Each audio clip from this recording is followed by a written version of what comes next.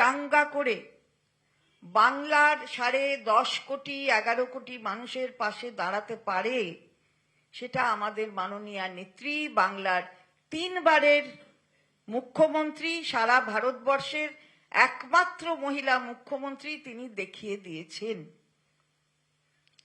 তিনি দেখিয়ে দিয়েছেন যে যারা বলে আত্মনির্ভর ভারত, তারা কতটা আত্মনির্ভর হয়েছে সেটা ভারতবর্ষের মানুষ দেখছে।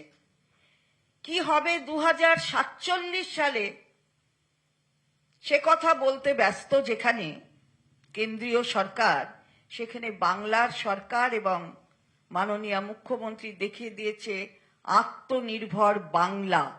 কেন্দ্রীয় বঞ্চনা সত্ত্বেও বাংলার এই আত্মনির্ভরতা আজকে সারা বিশ্বের কাছে একটা বিস্ময় হয়ে দাঁড়িয়েছে।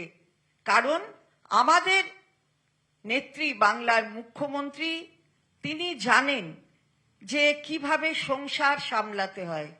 যেরকম ভাবে মায়েরা, বোনেরা তারা সংসার পরিচালনা করে তাদের প্রতিদিনের জীবনযাত্রা পরিবারের সুগম করে, ঠিক তেমন ভাবেই আমাদের মাননীয় মুখ্যমন্ত্রী এই রাজ্যের অর্থনীতিটাকে চাঙ্গা রেখেছেন এবং মানুষের হাতে টাকা পৌঁছে দেবার ব্যবস্থা করেছেন।